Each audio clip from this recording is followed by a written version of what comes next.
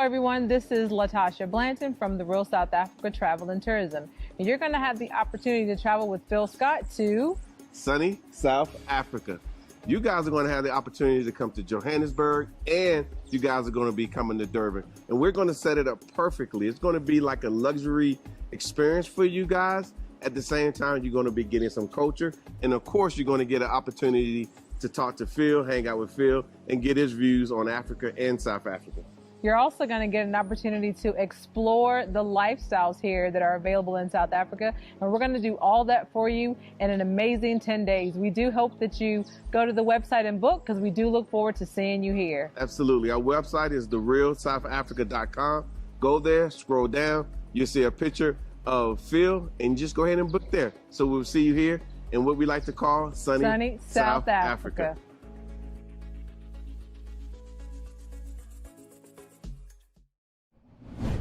Recently on Al Sharpton's show on MSNBC, Representative Terry Sewell of Alabama told the good Rev that she and the Congressional Black Caucus want to introduce a bill that would give Rosa Parks a federal holiday. Check it out. You know, Rev, Friday was the 68th anniversary of Rosa Parks' arrest, and her peaceful resistance really sparked not only the Montgomery bus boycott, but the civil rights movement, and I dare say the human rights movement that's been global. And so I believe that she deserves her rightful place in American history, and that is to also be honored with a federal holiday. You know, there have not been a federal holiday that's been named after a woman at all. We have 11 federal holidays, and half of them are named for men and none for women. And I think that it would be befitting, especially now on the 68th anniversary, that we honor Rosa Parks with a Rosa Parks Day, a federal holiday. And so I'm excited about it. We in the Congressional Black Caucus held a press conference in which we talked about why this was so important and how this is will be a priority for the CBC. So as you heard her say there are no federal holidays named after a woman, and 68 years ago, Rosa Parks refused to give up her seat to a white bus rider there in Montgomery, Alabama. Of course, she was taken to jail and all that. And that incident is said to have kicked off the bus boycott along with the civil rights movement. Okay, in 1955, that happened in December. Well, if you kind of study history, you know that Rosa Parks wasn't the first person. It was actually a 15-year-old by the name of Claudette Colvin who, you know, and I think it was in March of that year, said the same thing: I'm not giving up my seat, right? So she was arrested and all of that. So technically, Representative Sewell, if you want to give a federal holiday, it should be to Claudette. I'm just saying, all right, but I digress.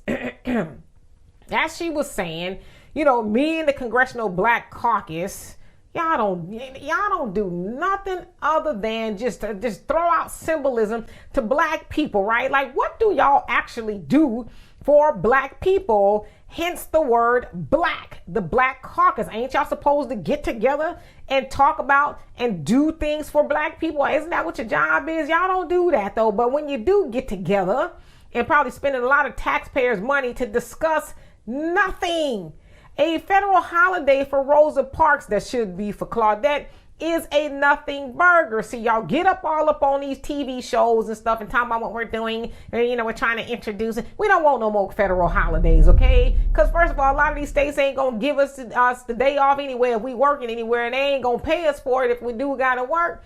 So it's nonsense, and it's another money grab for white corporations, you know, to print out Rosa Parks, this, that, and the other, and then black people gonna take their hard-earned dollars and go in there and buy the t-shirts that's made by Walmart, and the napkins and the cups and, you know, all that other stuff. And then of course, you know, whenever there's a holiday, I don't care if it's a Groundhog Day, black people gonna get together, okay? So we're gonna go to the store, buy some food, and, you know, spend a whole bunch of money that we really ain't got to be doing that to celebrate one more day. See, in my mind, I'm thinking they making all these holidays to get more of our money.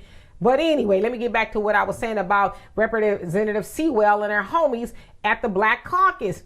Y'all need to knock it off. Y'all know doggone well there's not one black person in America. Well, there might be 2 or 3, okay? asking for no Rosa Parks holiday. Like, what do we even do on that day? Do we like dress up like Rosa Parks? Do we go to the city buses and, you know, if somebody comes by and says, I want your seat, do we say no? Like, what do we do to commemorate that? How do you even do that?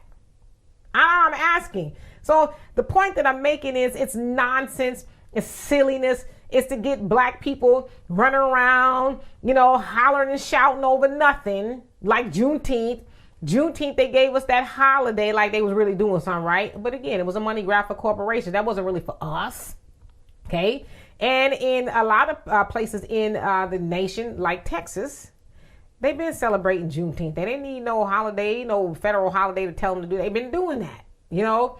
So again, Representative Sewell, get together with the Black Caucus and say, yeah, they don't want that.